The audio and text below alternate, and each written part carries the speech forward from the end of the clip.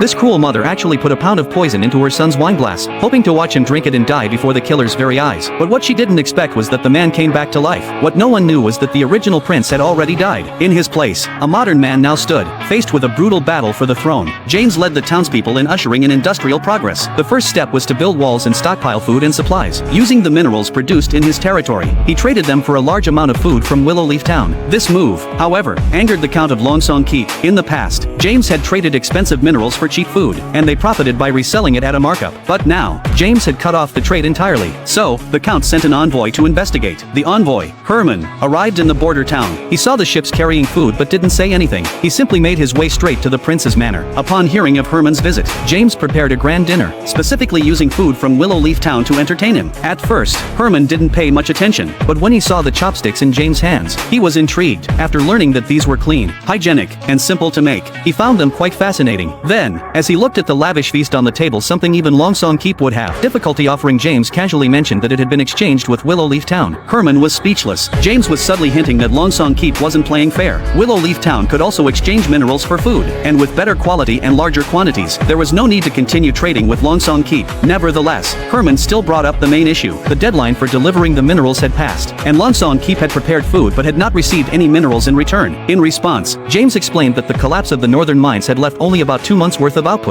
2 months worth of minerals, however, would not be enough to feed his people. Therefore, James intended to cancel the trade agreement with Longsong Keep. Herman was shocked by James' decision. After taking a moment to compose himself, he argued that such a small town as Willowleaf couldn't possibly handle too many minerals. Longsong Keep, on the other hand, had been in operation for over a century and was more than capable. He suggested that they could buy the minerals at 30% below the market price, which would benefit both sides. James seemed to agree on the surface, but he knew that Longsong Keep was controlled by 6 powerful families. Herman, as an envoy, had no real power to make decisions. Convincing those families to give up their profits would be harder than killing them. Herman remained silent for a while, then said he would try his best to convince them. The two reached an agreement, but Herman still had one concern. With only 2 months left before winter, the evil moon was fast approaching. He suggested that James consider the trade carefully since Longsong Keep could take in his people for the winter. But when James mentioned that he would build his own walls to fend off the demonic beasts and establish this area as the new border of Great Fortress, even Herman, who had seen it all, couldn't help but gasp in surprise. When Herman returned to Longsong Keep and shared James' words with the 6 families, they were furious. One of them mocked James, saying he treated wall building like a game. The demonic beasts were no ordinary creatures that could be stopped by mere earthen walls. However, the Count